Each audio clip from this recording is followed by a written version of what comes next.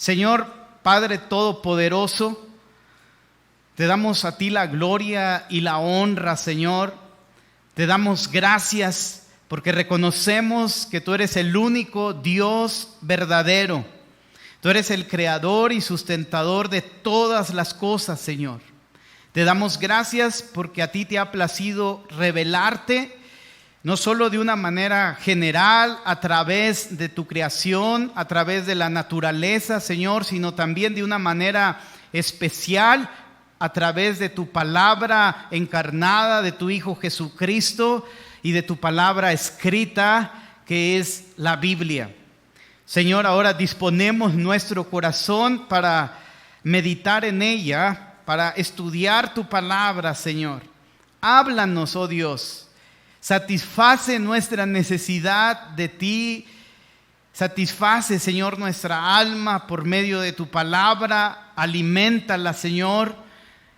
Te pedimos que tu Espíritu Santo, Dios, abra nuestros ojos, nuestros oídos, Señor, para recibir con mansedumbre esa palabra que permanece para siempre, Señor. Padre, dejamos este tiempo en tus manos, rogando tu misericordia y tu dirección. Te lo pedimos, Señor, todo esto por los méritos de tu Hijo Cristo Jesús. Amén. Amén y amén. Jonathan Edwards, considerado la mente teológica más brillante y de mayor influencia en los Estados Unidos, dijo: el amor es lo mismo que el gran deber del cristianismo. Es la gracia en lo que consiste lo esencial de la santidad cristiana, sin la cual todo lo demás es nada. Queridos hermanos, el amor es el sello característico de aquellos que han nacido de Dios, de los que han obedecido la verdad de las Escrituras, la verdad del Evangelio. Pedro nos dice que el amor es la evidencia de que una persona ha sido redimida por la sangre de Cristo, por la sangre del Cordero. Y esta misma idea, la marca del amor en el verdadero creyente, es bastante reiterada por todo el Nuevo Testamento. Una de las más grandes repercusiones de nuestra salvación es que hemos sido capacitados para amar de manera sincera. Y la misma Escritura nos da testimonio de la preeminencia del amor. Por ejemplo, Jesús resumió toda la ley y los profetas en amar a Dios y en amar al prójimo.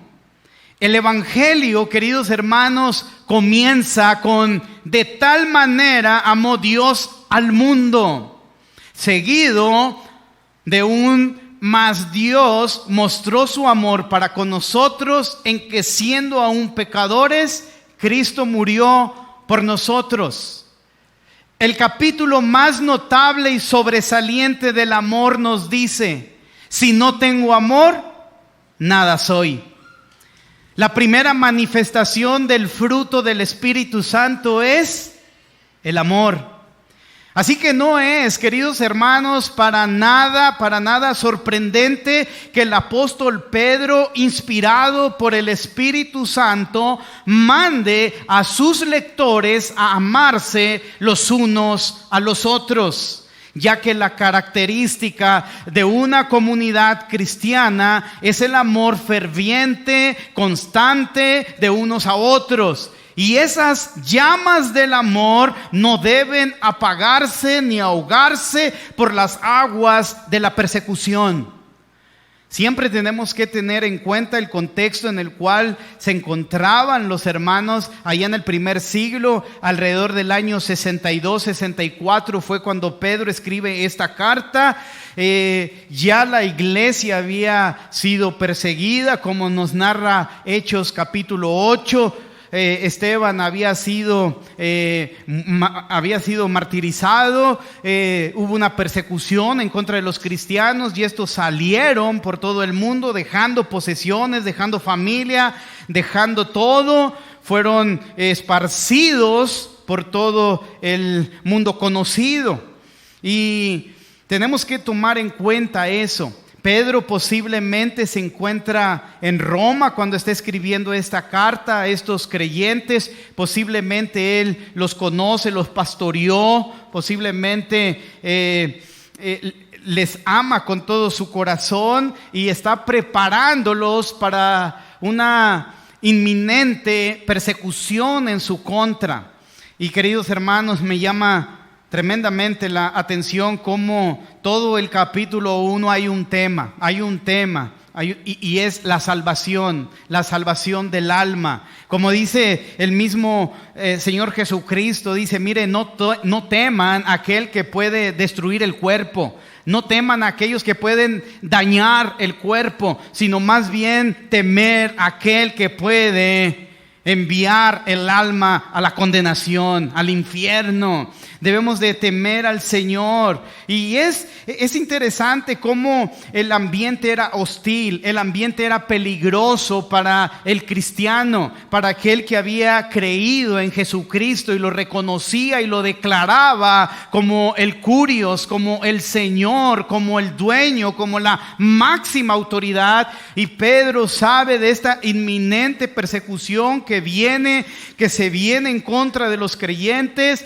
y él en ese amor, en ese cuidado pastoral, escribe esta carta para animarlos, para consolarlos, para fortalecerlos, para darles esperanza a través de Cristo en el sufrimiento.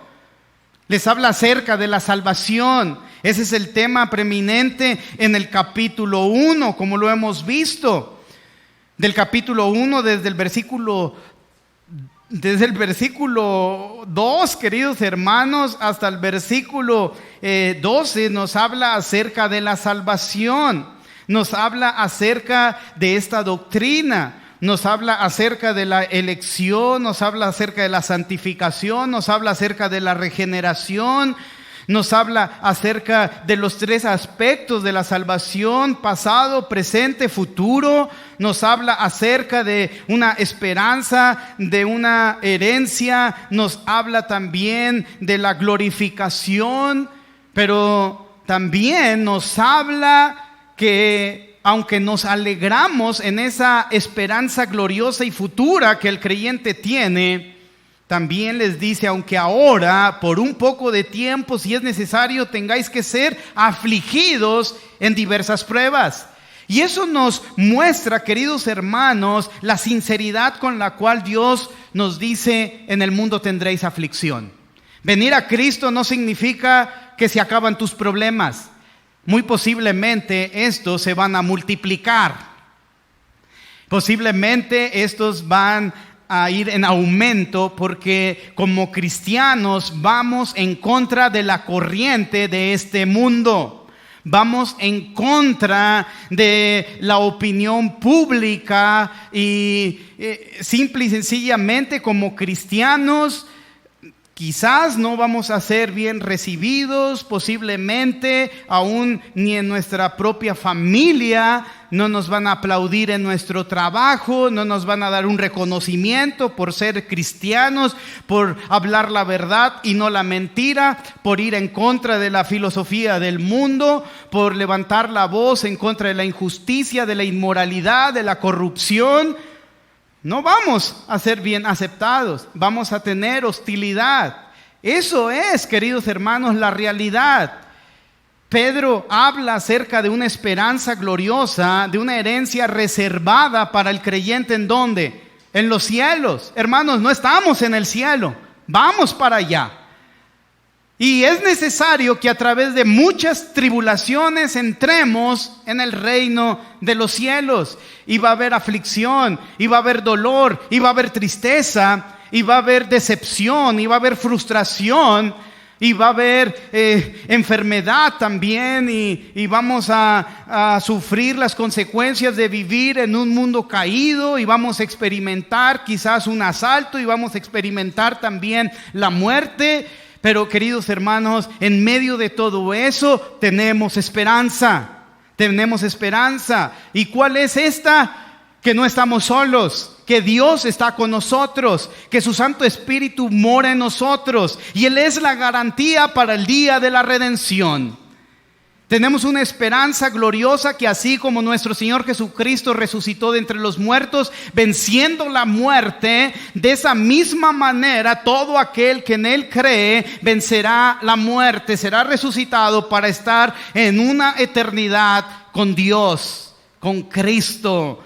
Así que, queridos hermanos, me encanta porque la Escritura no nos engaña, la Escritura no nos miente, la Escritura no dice, mira, ahora todo va a estar súper bien, ahora ven a Cristo y todo, ¿verdad? En la vida todo va a ser color de rosa. Y no, hermanos, el apóstol Pedro sabe lo que viene para sus lectores, inclusive sabe lo que viene para él mismo. Tal vez un par de años después Pedro sufrió el martirio, Pablo sufrió el martirio. Años después, Juan sufrió el exilio y fue enviado a la isla de Patmos. Años después, queridos hermanos, los cristianos fueron puestos como antorchas para alumbrar las calles de Roma. Años después, los cristianos eran echados al Coliseo para hacer el hazmerreír y la diversión, tragados por los leones. Esa era lo que le esperaba al cristiano ahí, aquí en la tierra. Pero Pedro quiere animarles, fortalecerles y diciendo, hay algo que nadie puede arrebatarles. Hay alguien que va a cuidarlos y va a protegerlos y es poderoso para guardarlos, para que alcancen la salvación de nuestra alma que está preparada para ser manifestado en el tiempo postrero, y es Cristo. Así que, hermanos, con esta breve introducción, acompáñenme a el capítulo 1, versículo 22 al 25. Y vamos a darle lectura. Vamos a ver dos fundamentos para amar a los hermanos en la fe. Dos fundamentos para amar a los hermanos en la fe. Dice así, Primera de Pedro, capítulo 1, versículo 22 al 25. Habiendo purificado vuestras almas por la obediencia a la verdad mediante el Espíritu, para el amor fraternal no fingido, amaos unos a otros, entrañablemente de corazón puro, siendo renacidos, no de simiente corruptible, sino de incorruptible por la palabra de Dios que vive y permanece para siempre, porque toda carne es como hierba y toda la gloria del hombre como la flor de la hierba. La hierba se seca y la flor se cae, mas la palabra del Señor permanece para siempre. Dos fundamentos para amar a los hermanos en la fe. Queridos hermanos, el mandamiento es claro. Así como lo hemos visto a partir del versículo 13, hemos mencionado que comienzan las exhortaciones, comienzan los imperativos. En el versículo 13, básicamente lo que Pedro les está diciendo, miren, por lo que Dios ha hecho, por la salvación tan grande que Dios nos ha dado, debemos vivir de esta manera. Todos los indicativos están prácticamente en los primeros versículos. Hasta el versículo 12 nos dice lo que Dios hizo. Dios nos escogió, Dios nos santificó, Dios nos roció con la sangre de su Hijo Jesucristo, Dios nos hizo renacer, Dios nos ha prometido una esperanza, una herencia, una glorificación, Dios ha prometido guardarnos, Dios ha prometido todas estas cosas. Todo lo que Dios ha hecho en nosotros, a partir del versículo 13 comienzan los imperativos. ¿Cómo respondemos a esa salvación tan grande que Dios nos ha dado? Y vimos un llamado a la esperanza, es decir, debemos de vivir con una esperanza futura de que el Señor viene, de que el Señor se va a manifestar por segunda vez. Hay un llamado a la esperanza en el versículo 13, versículo 15 hay un llamado a a la santidad, debemos de vivir en santidad por la salvación tan grande que Dios nos ha dado. En el versículo 17 hay un llamado a conducirnos en el temor a Dios todo el tiempo que vivamos aquí en la tierra. Y tenemos un último imperativo dentro del capítulo 1, y es que tenemos un mandato, un llamado a amarnos unos a los otros. Tenemos el imperativo, el mandamiento de amar a nuestros hermanos dentro de este pasaje. Esa es la exhortación. Este es el último imperativo que tenemos aquí en el capítulo 1. Ahora, me encanta cómo el Señor siempre nos dice la razón, la base, el fundamento para hacerlo, para cumplir este imperativo. Y aquí en este pasaje nos da dos fundamentos para amar a los hermanos. Y ese fundamento está relacionado con el tema del capítulo 1, que es la salvación de nuestra alma. El primer fundamento, queridos hermanos, para amar a nuestros hermanos en la fe es la conversión. La conversión. La Biblia nos muestra, hermanos, que el no creyente o el hombre natural, por causa de la caída que se nos narra en Génesis capítulo 3, se ha visto afectado en su manera de amar. Una de las cosas que afectó la caída, una de las cosas que afectó la entrada del pecado en el hombre, en el ser humano, fue su manera de amar. Queridos hermanos, es notorio, la evidencia es abundante de cómo el amor del cual habla el hombre natural, el hombre no creyente, es un amor egoísta, es un amor que demanda, es un amor que continuamente está solicitando, un amor que está condicionado. Te amo, pero te amo sí. ¿Sí me explico? Ese es el amor del hombre natural, del que no conoce a Dios. Y eso es resultado de la caída. Esa fue una de las consecuencias de la caída. Afectó nuestra manera de amar. No es una manera, natural del hombre que ame sin esperar algo a cambio. El hombre natural no concibe eso. Inclusive podemos verlo, ¿verdad? Hermano, hasta con nuestros niños, con nuestros hijos, ¿verdad? Sí, te doy un beso, pero ¿me das una moneda? Se da cuenta cómo, naturalmente esto no resulta, hermanos. Desde la caída, desde Génesis 3, la manera de amar del hombre se vio terriblemente afectado por causa del pecado. Inclusive podríamos decir que el hombre natural aborrece a Dios. Veámoslo, por favor, Juan capítulo 5. Vamos a ir a varios pasajes. Acompáñame al Evangelio de Juan capítulo 5. Juan capítulo 5 nos da un ejemplo de ello. Quiero que usted pueda observar. Capítulo 5, versículo 42. Capítulo 5, versículo 42, palabras de nuestro Señor Jesús. Dice: mas yo os conozco, el Señor sabe, yo os conozco que no tenéis amor de Dios en vosotros. No hay amor de Dios en vosotros. Ustedes no aman a Dios. Y podemos ir a la primera carta de Juan, hacia el final de las Escrituras. Primera carta de Juan, ahí en el capítulo 2, versículo 9. Mire, observe esto. Primera de Juan, capítulo 2, versículo 9. Dice así la Escritura: el que dice que está en luz, es decir, que está en una relación con Dios, el que dice que está en luz y aborrece ¿a quién? A su hermano, todavía está en tinieblas. Todavía está en tinieblas. Tú no puedes decir que tú amas a Dios pero aborreces a tu hermano. No, estás en tinieblas. Eres el hombre natural. No eres un creyente.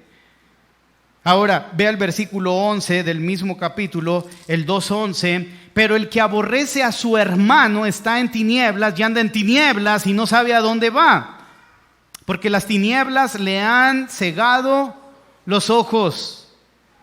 Capítulo 3, versículo 10. Capítulo 3, versículo 10 de esta misma carta dice: en esto se manifiestan los hijos de Dios y los hijos del diablo. Todo aquel que no hace justicia y que no ama a su hermano, ¿qué? No es de Dios. En eso se manifiesta, no es de Dios. Capítulo 4, versículo 20. Capítulo 4, versículo 20 nos dice, y es la misma idea. 4:20. Si alguno dice, yo amo a Dios y aborrece a su hermano, es mentiroso. O sea, se da cuenta, la Biblia no se anda por las ramas. Si yo amo a Dios, pero tú aborreces a tu hermano, eres un mentiroso. Pues el que no ama a su hermano, a quien ha visto, ¿cómo puede amar a Dios a quien no ha visto? Y así podemos seguirle, hermanos. Por ahí los que están anotando pueden hacerlo. Juan capítulo 15, versículo 18, versículo 19, versículo 25. Juan 15, 18 al 19 y el versículo 25 nos muestra cómo el hombre natural aborrece a Dios, cómo el hombre natural no tiene el amor de Dios, cómo el hombre natural se ha visto afectado terriblemente en su manera de amar. Sin embargo, queridos hermanos, un gran cambio ha sucedido en el corazón de todos aquellos que han obedecido a la verdad, que han obedecido al Evangelio a través del Espíritu. Hay un cambio, hay algo increíblemente hermoso que sucede en el corazón del creyente, hermanos. Porque el no creyente, dice la Escritura, lo describe con un corazón duro, con un corazón insensible. Pero cuando viene a los pies del Señor, cuando entrega su vida a Cristo, cuando se lleva a cabo esa obra de salvación en la vida de esa persona, Dios le da un corazón nuevo, un corazón sensible, un corazón de carne. Y hay un cambio, queridos hermanos, increíble en el corazón de aquellos que han obedecido la verdad a través del Espíritu. Vayamos a Primera de Pedro, vayamos a nuestro pasaje ahí en Primera de Pedro 1:22. Voy a leerlo primero aquí en esta versión. Dice: habiendo purificado vuestras almas por la obediencia a la verdad mediante el Espíritu, ahí hay un propósito, para el amor fraternal no fingido, amaos unos a otros fervientemente. Cuando leemos este mismo pasaje en la Nueva Versión Internacional, dice: ahora que os habéis purificado mediante la obediencia a la verdad, siendo así capaces de profesar un sincero amor, o sea, un mejor afecto a vuestros hermanos, amaos los unos a los otros profundamente, intensamente, de todo corazón. Así que nos damos cuenta que algo sucede en la persona, algo sucede en el corazón de aquellos que han purificado sus almas por la obediencia a la verdad. Este mandamiento no es para inconversos. Este mandamiento no es para personas con el corazón endurecido porque no pueden cumplirlo. Es imposible amar como Dios pide, como Dios demanda, como Dios quiere. Es decir, de una manera entrañable, ferviente, de una manera no hipócrita, de una manera sincera, de corazón puro. Eso no lo puede hacer un inconverso. Simplemente. ¿Por qué? Por la caída, porque la entrada del pecado ha afectado su manera de amar. Pero observa cómo el Señor nos dice aquí: habiendo purificado vuestras almas. Es decir, esto es una acción pasada que tiene resultados continuos. Esto es algo que sucedió en la vida de estos lectores cuando sus almas fueron purificadas. Entonces, a esas personas, a ellos que se les ha dado un corazón de carne, aquellos donde el mismo Dios ha derramado el amor de Cristo en los corazones, a ellos se les manda ¿qué? Amar. Porque están en esa capacidad. Dios nunca nos va a mandar algo que no podemos hacer. Y Dios nos está mandando, les está mandando, ámense unos a otros intensamente. Pero antes de dar el mandato, nos recuerda que ellos habían sido purificados en sus almas por la obediencia a la verdad. Han sido capacitados. Ahora pueden hacerlo. Ahora deben hacerlo. Ahora les pido y les mando que lo hagan. Ahora están capacitados porque tienen un corazón nuevo, un corazón sensible. Ahora no podemos cerrar nuestros ojos y simplemente ver la desgracia ajena. Hoy no podemos ser insensibles ante el sufrimiento, ante la tristeza, ante el dolor, ante la necesidad. Queremos hacer algo. A veces cuando no está en nuestras, ¿verdad?, en nuestro alcance, por lo menos dices, déjame orar por ti. O sea, quiero hacer algo. Yo no puedo ser insensible a lo que estás pasando. No quiero serlo. No puedo hacerlo. Ahora el corazón se pone de pollo, ¿verdad? Como dicen por ahí, ¿verdad? Y nos duele, ¿verdad? Inclusive aún y cuando le sucede a estas personas, a gente impía, no nos alegramos, ¿verdad? Sino, ¿verdad? ¿Por qué? Porque sabemos que hubo un momento que también nosotros estuvimos ahí, hermanos. Porque de ahí nos sacó el Señor. Nosotros también estábamos en tinieblas, Pedro dice, porque fuimos trasladados de las tinieblas a su luz admirable. Hermanos, allí está, estar purificados, es la manera en cómo está este verbo, ¿verdad? Simplemente nos dice que fue algo que ocurrió, algo que había ocurrido en el tiempo pasado en esas personas con resultados continuos, ¿verdad? Y cómo se llevó a cabo esa purificación, cómo se llevó a cabo, dice, habiendo purificado vuestras almas por la obediencia a la verdad, la obediencia a la verdad, la obediencia al evangelio, la obediencia a la palabra de Dios. Mediante la obediencia a la verdad, esto equivale a estar limpios de nuestros pecados mediante la aceptación del evangelio. Mire, por ejemplo, aquí mismo en el capítulo 1, versículo 2. Obsérvelo, capítulo 1, versículo 2. Elegidos según la presencia de Dios Padre en santificación del Espíritu para obedecer y ser rociados con la sangre de Jesucristo, gracia y paz os sean multiplicadas. Fuimos escogidos, fuimos apartados y fuimos capacitados para obedecer el Evangelio, y habiendo creído en el Evangelio, fuimos limpiados con la sangre de Cristo. Ahora vamos a segunda de Tesalonicenses, por favor retrocedamos un poquito, la segunda carta del apóstol Pablo a los Tesalonicenses, capítulo 2, versículo 13.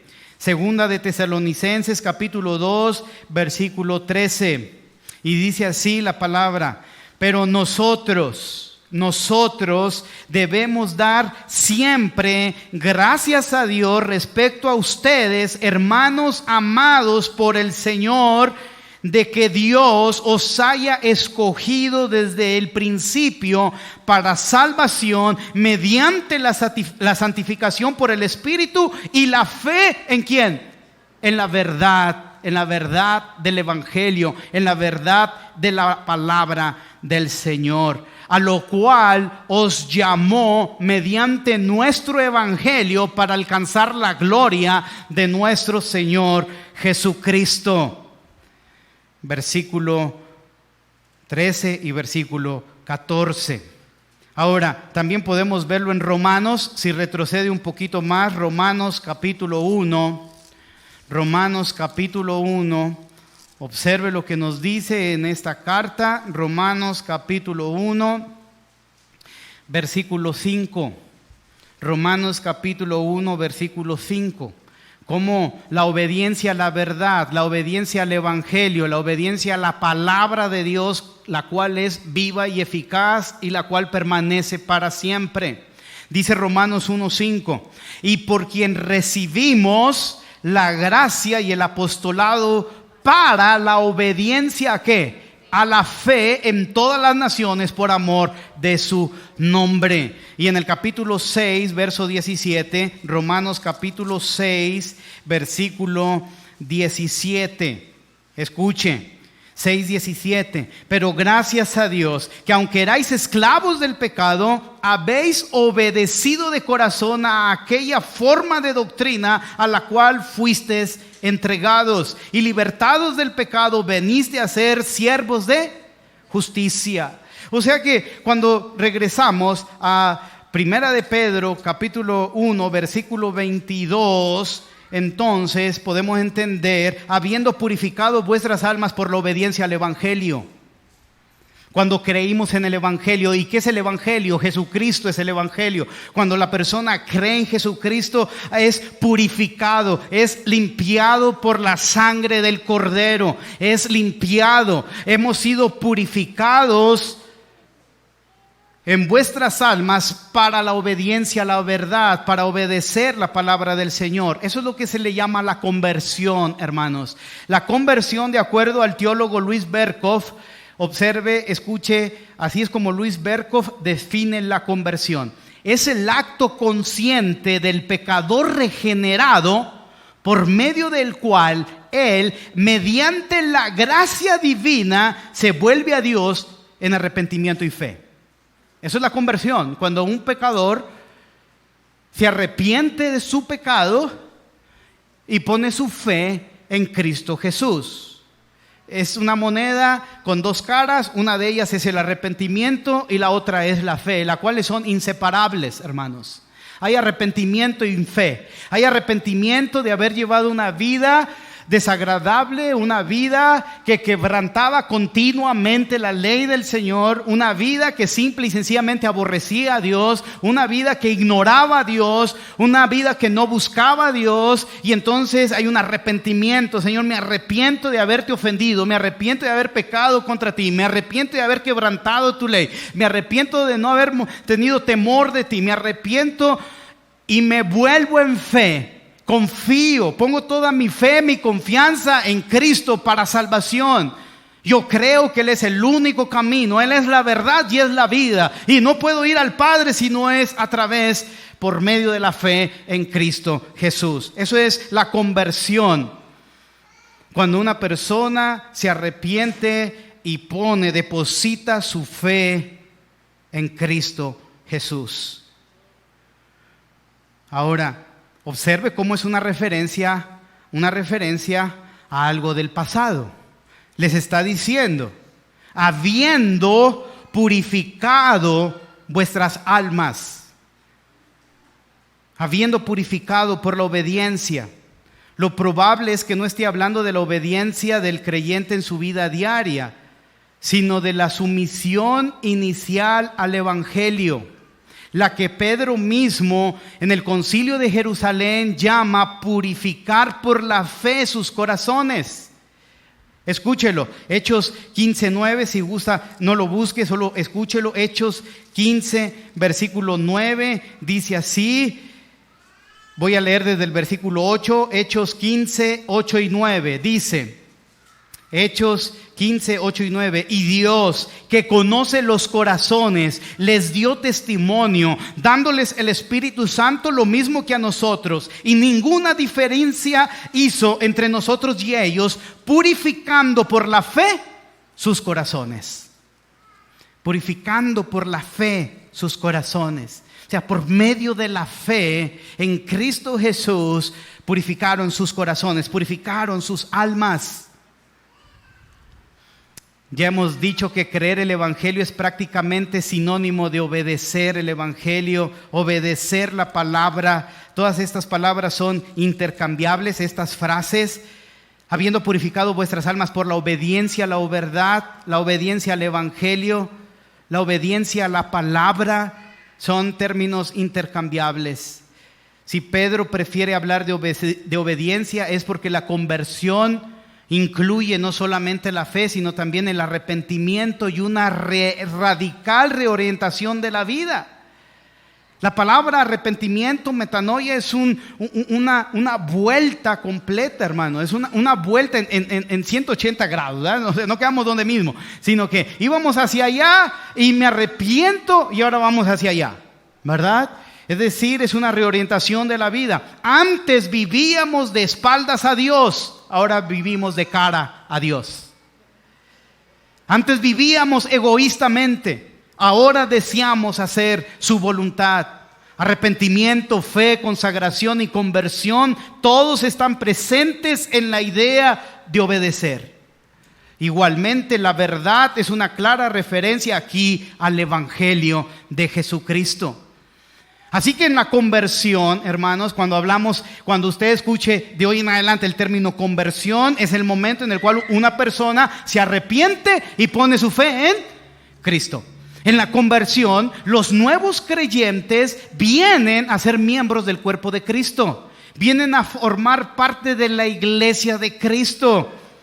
Y entonces se vuelve el objetivo para la nueva capacidad de amar conferida por el Espíritu Santo que poseen. Observe, Romanos capítulo 5. Vamos para allá, hermano. Tengo 3 horas, ¿verdad? Amén. Okay. Romanos capítulo 5, versículo 5. Dice así la palabra del Señor. Mire esto.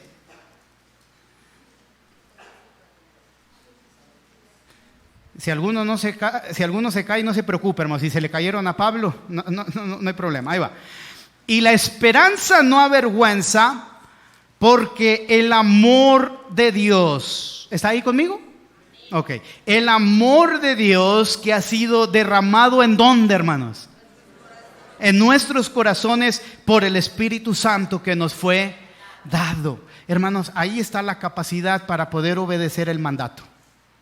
El hombre natural no tiene esto. El hombre natural no puede cumplir ese mandato. Ese es un mandato para el creyente en el cual el amor de Dios fue derramado en nuestros corazones por el Espíritu. Vaya, Primera de Tesalonicenses, vayamos rápidamente, vaya hacia adelante. Primera de Tesalonicenses capítulo 4, Primera de Tesalonicenses capítulo 4, versículo 9. Ahí está, Primera de Tesalonicenses 4, 9. Pero acerca de ¿qué? Del amor fraternal no tenéis necesidad que os escriba, porque vosotros mismos habéis aprendido ¿de quién? De Dios, que os améis unos a otros. Era una iglesia que se amaba. Era una iglesia que estaba cumpliendo este mandamiento de amar unos a otros. No tengo que escribirles nada de esto. El amor fraternal no tengo necesidad de escribirles, porque ustedes mismos habéis aprendido de Dios que os améis unos a otros, y también lo hacéis así con todos los hermanos que están por toda Macedonia. Pero rogamos, hermanos, que abundéis en ello más y más. Tenemos que seguir abundando en el amor a nuestros hermanos más y más, porque ahí está, hermano, el amor de Dios es abundante.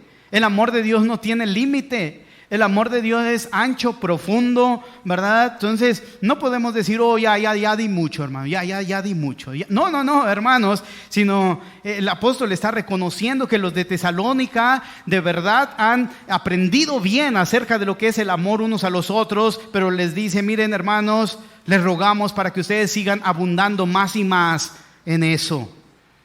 Hermanos, ya que el amor es el objetivo de la conversión, en este contexto donde estamos en Primera de Pedro, ¿verdad?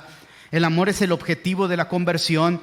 ¿Por qué decimos esto? Obsérvelo, está en el texto. Habiendo purificado vuestras almas por la obediencia al Evangelio, por obediencia a la verdad, a la palabra, mediante el Espíritu, para el amor fraternal no fingido. Amaos unos a otros entrañablemente de corazón puro. Así que, ya que el amor es el objetivo de la conversión, el mandato de amar desde el corazón continúa naturalmente. Entonces, el primer fundamento para amar a nuestros hermanos en la fe es que la conversión. Es que un día usted se arrepintió y depositó su fe en Cristo. Ahora, para pasar al segundo punto, es bueno examinar aquí. Si yo no tengo amor por mis hermanos, examina tu fe. Porque todo aquel que ha procedido genuina y realmente al arrepentimiento y depositado su fe en Cristo, por lo tanto, ¿qué? Ama. Segundo fundamento, el nuevo nacimiento o regeneración. Es interesante, hermano, es doctrina, hermano, sí.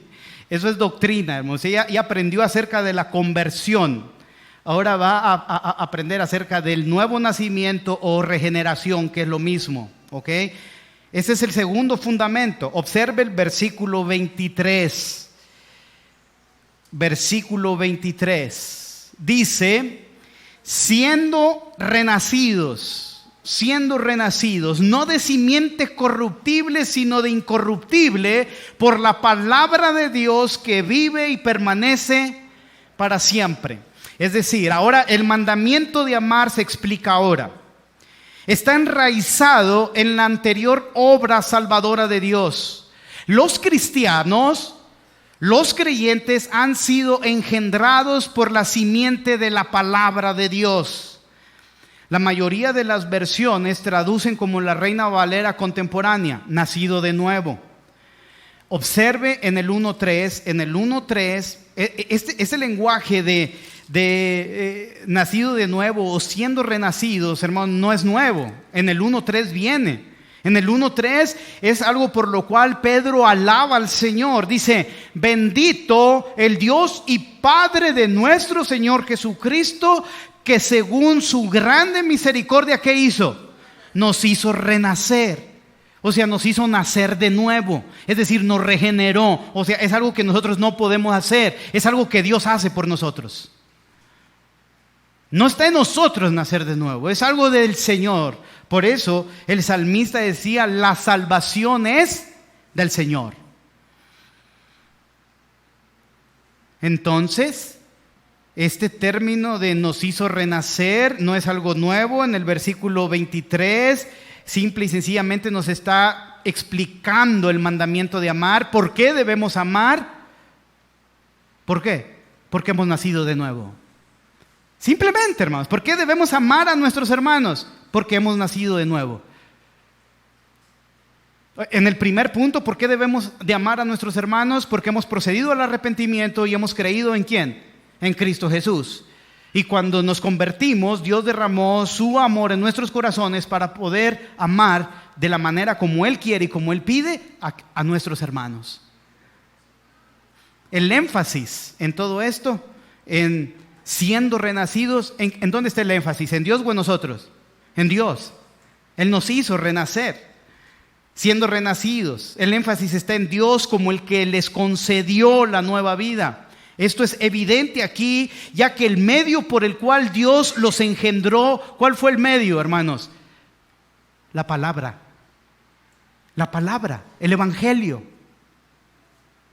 Observe, siendo renacidos no de simiente corruptible, sino de incorruptible. ¿Y cuál es? ¿Quién es la simiente incorruptible? La palabra de Dios, la cual vive y permanece para siempre. Esto es evidente, ya que el medio por el cual Dios los engendró fue la simiente de su palabra. El argumento de Pedro es que deben amarse el uno al otro porque han sido engendrados por Dios, porque han nacido de nuevo, siendo renacidos. Esto significa siendo engendrados de nuevo, regenerados, hacer que nazca de nuevo, dar un nuevo nacimiento. ¿En dónde está esto? Juan capítulo 3. Vaya Juan capítulo 3. Juan capítulo 3. Usted recuerda Jesús y Nicodemo. Observe. Versículo 3, Juan 3:3. Respondió Jesús y le dijo, de cierto te digo, que el que no naciere de nuevo, ¿qué es eso? La regeneración. El que no naciere de nuevo, ¿qué dice? No puede ver el reino de los cielos. No puede. Necesitamos nacer de nuevo, pero eso no es una obra de hombres, eso es una obra divina. Entonces Nicodemo le dijo, ¿cómo puede un hombre nacer siendo viejo? ¿Puede acaso entrar por segunda vez en el vientre de su madre y nacer? Y respondió Jesús: de cierto te digo que el que no naciere de agua y del Espíritu no puede entrar en el reino de Dios. ¿Qué significan esas palabras? ¿Qué es? ¿Qué es el agua y el Espíritu? La palabra de Dios, hermanos. Tan simple. Cuando vamos a Pedro nos dice simple y sencillamente: siendo renacidos no de simiente corruptible, sino de incorruptible, por la palabra de Dios que vive y permanece para siempre. Entonces no tenemos que andar buscando y qué es nacer del agua y del Espíritu. La palabra del Señor. Y otra vez, si no naciere de agua y del Espíritu, no puede entrar ¿en dónde? En el reino de los cielos. Y va a dar la razón. Va a explicar. Lo que es nacido de la carne, ¿qué es? Carne es. Y lo que es nacido del Espíritu, Espíritu es. Ahora, quiero que ustedes tengan esto en cuenta. Lo que es nacido de la carne, carne es. Y lo que es nacido del Espíritu, Espíritu es. Regresemos a nuestro pasaje. Pero quiero también, así como les di una definición de conversión, ¿verdad? El acto consciente del pecador regenerado por medio del cual él, mediante la gracia divina, se vuelve a Dios en arrepentimiento y fe. También me gustaría definir lo que es la regeneración. Y voy a citar al doctor MacArthur, en la cual la define de la siguiente manera: la regeneración es la impartición divina de vida espiritual eterna al pecador espiritualmente muerto. En palabras del pastor, ¿verdad? Son las palabras de MacArthur, ¿verdad? Palabras de pastor, hermanos. La regeneración es cuando se le da vida al que está muerto espiritualmente, ¿verdad? Y entonces usted asocia Efesios capítulo 2, versículo 1.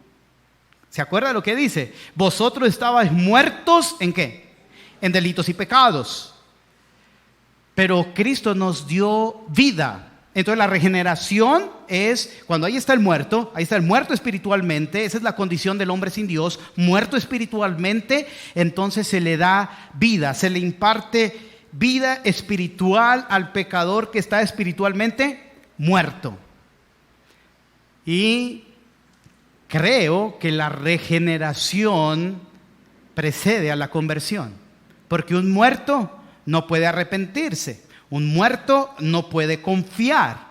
Entonces ese que está muerto espiritualmente es regenerado por medio del Espíritu Santo, es regenerado, se le imparte vida al que estaba muerto espiritualmente. Entonces ahora tiene vida y lo primero que ve es su horrenda condición de pecador, separado, condenado al infierno, pero al mismo tiempo mira a un gran Salvador al cual acude, se abraza y le dice: sálvame, oh Cristo, aquí está mi vida. Y el Señor Jesucristo le recibe y le da el derecho, la potestad de ser llamado Hijo de Dios. El creyente es renacido, creado por Dios en Cristo Jesús. Y este nuevo nacimiento no es por voluntad humana. Juan capítulo 1. Juan capítulo 1, hermanos. Observe, lo acabo de mencionar y lo sabe. A lo suyo vino, los suyos no le recibieron, mas a todos los que le recibieron, a los que creen en su nombre, les dio el derecho, la potestad de ser hechos hijos de Dios. Ahora, lea el versículo 13. Los cuales no son engendrados de sangre, ni de voluntad de carne, ni de voluntad de varón. ¿Por qué? Porque lo que es de la carne, carne es. ¿Se acuerda? Juan capítulo 3. Entonces, los cuales no son engendrados de sangre, ni de voluntad de carne, ni de voluntad de varón, sino por la voluntad de ¿quién? De Dios, simplemente. Y el creyente, tal como dice 2 Corintios 5:17, de modo que si alguno está en Cristo, nueva criatura es. Ahora en Cristo tiene vida espiritual. Ahora en Cristo es libre para amar. Ahora es libre para servir a Cristo. Ahora se relaciona con Dios. Ahora entiende y discierne las cosas espirituales. porque todos los que creen en Cristo han nacido de nuevo. No un nacimiento según el orden natural, no de simiente corruptible, porque lo que es nacido de la carne, carne es, como dijo Jesús a Nicodemo, sino de simiente incorruptible, como dice Pedro, como el resultado de creer en la palabra de Dios que vive y permanece para siempre. Hermanos, voy a terminar.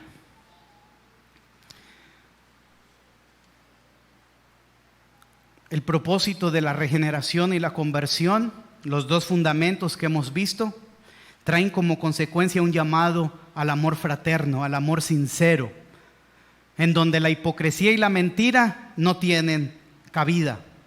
El mandamiento es claro: amaos los unos a los otros. Como dice Samuel Pérez Millos, como nadie queda excluido del amor de Dios, asimismo ningún creyente debe quedar excluido del amor del hermano. La relación de amor entre los hermanos no es opcional, sino que esa es la manera de vivir, esa es la manera de conducirse en la vida cristiana, y no hay excusa para cumplirlo si has nacido de nuevo. Amarse unos a otros sinceramente, de corazón, ordena algo que va más allá, queridos hermanos, de un sincero afecto fraternal, sino que es ferviente, incesante. Mire, vea por favor ahí en Primera de Pedro 1:23, 1:22, donde dice a mitad del versículo: el amor fraternal no fingido. El amor fraternal no fingido. Ahí utiliza la palabra a Filadelfia, un amor fraternal, un amor sincero, fraternal entre hermanos. Y después dice amaos unos a otros, y aquí utiliza otra palabra para amor, que es amor ágape, ¿verdad? Y después nos dice entrañablemente. Esa palabra entrañablemente, si la leemos tal vez nos quedamos igual, ¿verdad? Entrañablemente, ¿verdad? Dame dos de entrañas con todo. No, a ver, entrañablemente, ¿verdad? Simplemente, hermano, esta palabra significa fervientemente, intensamente. ¿En dónde más se utiliza esta palabra para que nos dé luz? ¿Se acuerda cuando Pedro estaba en la cárcel y dice que la iglesia hacía oración sin cesar? Esa palabra sin cesar es la palabra que aquí Reina Valera traduce como entrañablemente. O sea, ¿cómo creen que hacían oración la iglesia mientras Pedro estaba en la cárcel? Intensamente, fervientemente, y de esa manera debemos de amar a nuestros hermanos. Intensamente, fervientemente, un término utilizado para referirse a emociones o deseos fuertes, profundamente sentidos. ¿Cómo puedo cumplir este mandato? ¿Cómo podemos cumplir este mandato que tenemos aquí de amaos unos a otros entrañablemente? Hermanos, ahí le va. Sirviendo a los demás. Cuando servimos a los demás, estamos obedeciendo este mandato. Perdonando las ofensas recibidas.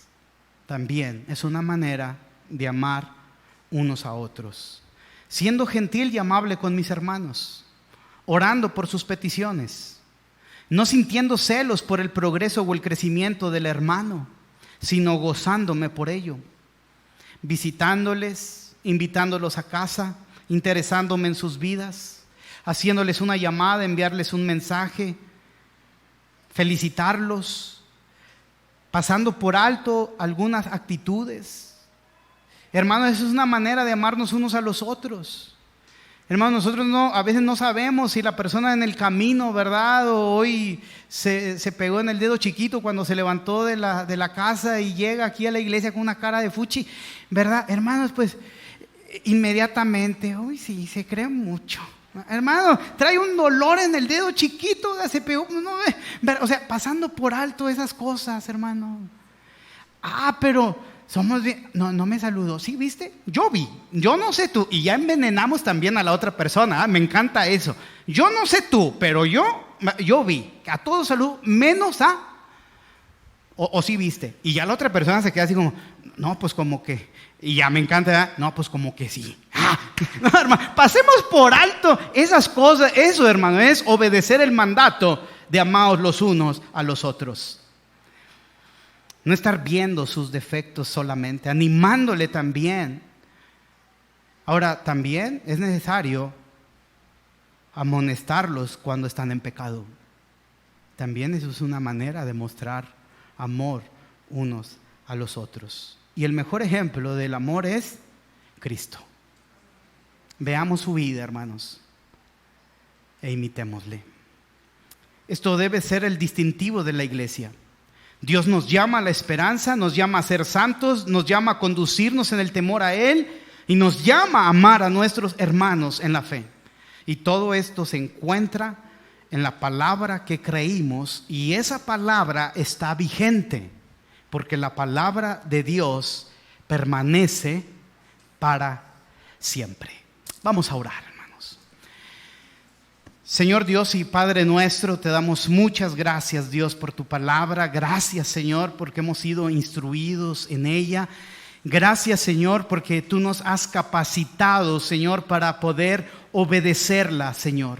Gracias, Dios, por ese mandato, ese mandamiento que tú nos dejas en tu palabra, que nos recuerdas en esta mañana de amar unos a otros entrañablemente, fervientemente, intensamente, Señor. Y te damos gracias porque a través de la regeneración y la conversión tú nos has capacitado para cumplir este mandato. Ahora podemos amar a nuestros hermanos porque tú has derramado tu amor en nuestro corazón, Señor.